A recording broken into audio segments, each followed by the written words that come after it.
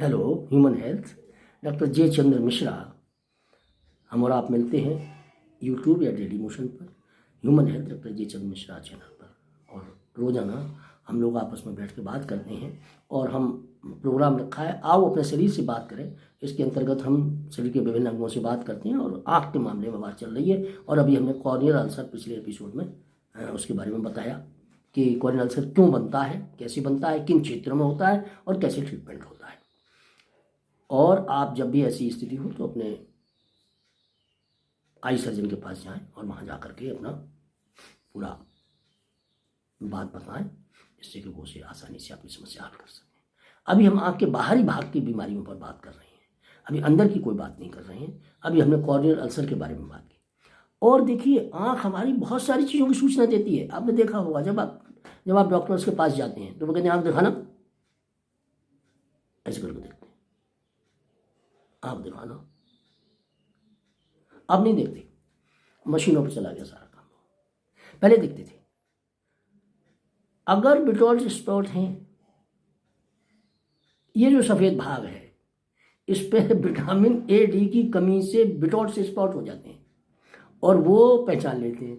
तो जैसे ही गए उन्हें देखा, हाँ हाँ अच्छा भाई तुम्हारे विटामिन ए डी की कमी है या एनीमिक है, तुरंत दिखाई दे जाएगा।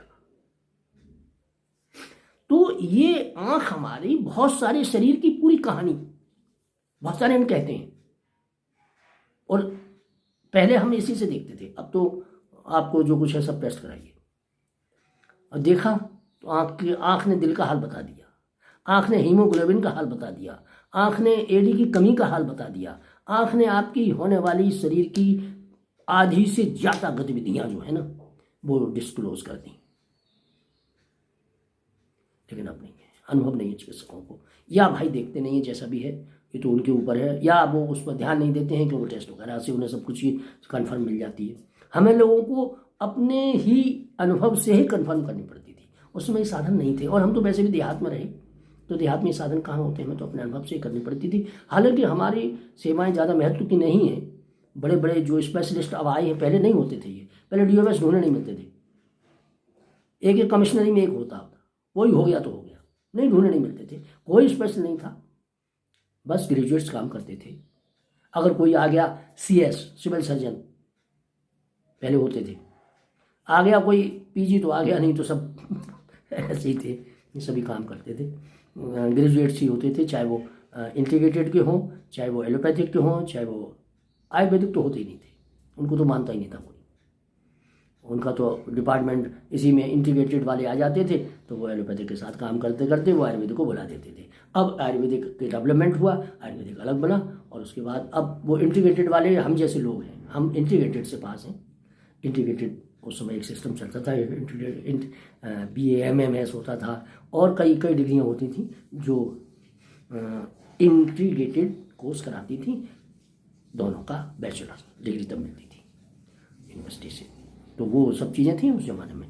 तो बिटॉल्स स्पॉट जो है ना वो आँखों में आ जाते हैं, आपको एनीमिया की सूचना आँख से मिल जाती है, आपको शरीर की आधी से ज़्यादा सूचनाएं आँखों की जो स्थिति है उससे मिल जाती है। अब हमने आगे बढ़े और हमने देखा कि हमारी कॉर्निया का अल्सर जो है ना कहाँ कहाँ होता है, कैसे कैसे किन किन क्षेत्रों में होता है, कैसे हीटअप होता है, और आँखों की सफाई के बारे में बात करी।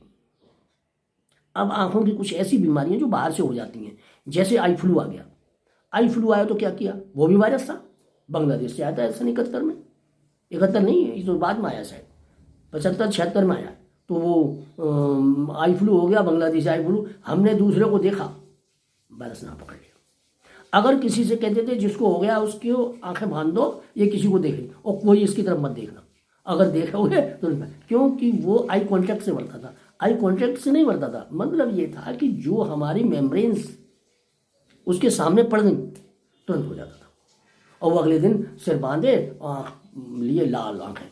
तो हमारे इसमें पलकों में भी बहुत सारी बीमारियां होती हैं ऐसी, तो वो सारे हमारे बाहर के जो हमारे मेम्ब्रेनस स्ट्रक्चर हैं आँख के बाहर आउटर, उन सबको इन्फेक्ट कर देता था, सूख जाती थी आँखें, लाल हो गई, उसमें दवाइयाँ डालो, ये करो, एंटीबायोटिक। वायरस का तो कोई इंटरव्यू होता नहीं था, वो एक 4-5 दिन तक वो रोता रहता था, बड़ा बड़ा घर पे किसी काम का नहीं रहा।